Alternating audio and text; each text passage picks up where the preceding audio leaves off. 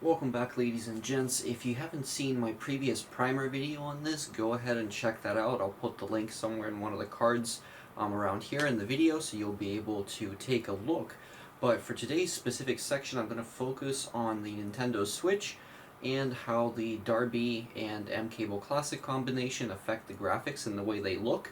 So go ahead and check the video out, see what the differences are between basically the direct feed and using the mCable to improve the graphics of your Switch, and to just add a little bit of clarity back to your image, and we'll come back and take a look at the various different factors that are making it look a little bit better, as well as discuss what I'm going to try and show in the next video in this series. So stick around and check out these upcoming clips.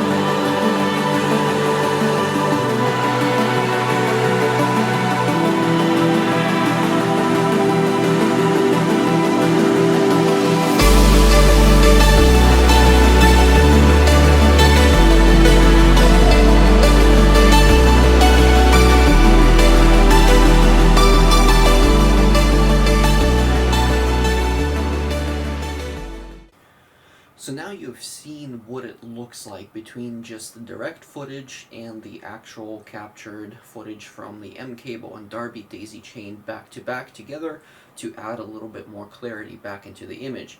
Now this, as I've discussed in my previous kind of original videos on this, is mostly done by applying some adaptive anti-aliasing in certain situations, or edge anti-aliasing in the case of the mCable Classic, as well as in the case of the Darbee, basically doing a pixel by pixel color restoration on the whole image, thus adding a little bit more color depth and therefore also increasing the fidelity of the image that you see, as well as gaining a little bit of extra view distance in some games, as you'll see or would have seen have you watched all of the clips, which again for a lot of the open world games makes a huge difference.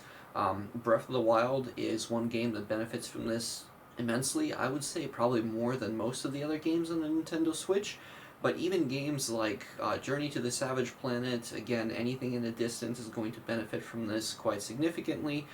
Games like Xenoblade, again, another one that's going to be open world, and you will see huge improvements there pretty much across the board.